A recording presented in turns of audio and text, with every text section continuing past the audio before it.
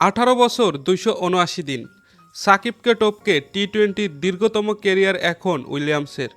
গতকাল শ্রীলঙ্কার বিপক্ষে 3 ম্যাচ সিরিজের প্রথমটিতে খেলেছে জিম্বাবুয়ে।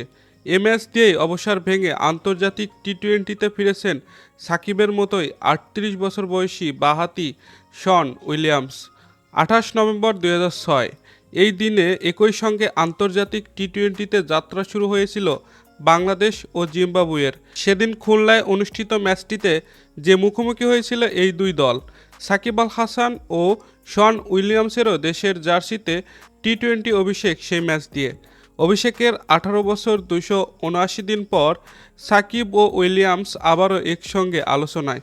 সাকিবকে টপকে আন্তর্জাতিক টি-20তে সবচেয়ে দীর্ঘ ক্যারিয়ারের মালিক যে এখন উইলিয়ামস।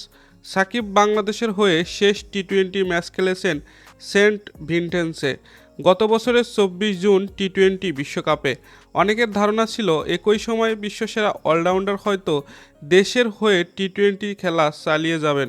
সাকিবের 17 বছর 209 দিনের ক্যারিয়ারই ছিল আন্তর্জাতিক টি-20তে দীর্ঘতম, কারণ শন উইলিয়ামস গত বছরের 12ই মে মিরপুরে বাংলাদেশের বিপক্ষে সিরিজে শেষ টি-20 খেলার পর এই সংস্করণ থেকে অবসরের ঘোষণা দেন।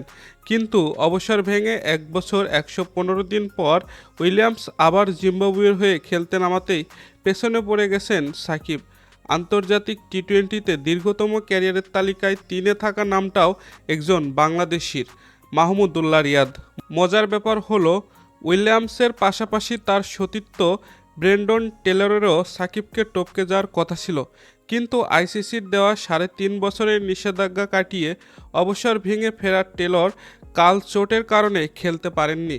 দর্শক, খেলাবাজের ভিডিও এই পর্যন্তই। ভিডিওটি ভালো লেগে থাকলে লাইক করে দিন। নিয়মিত খেলার আপডেট ভিডিও পেতে আমাদের সাথেই থাকুন।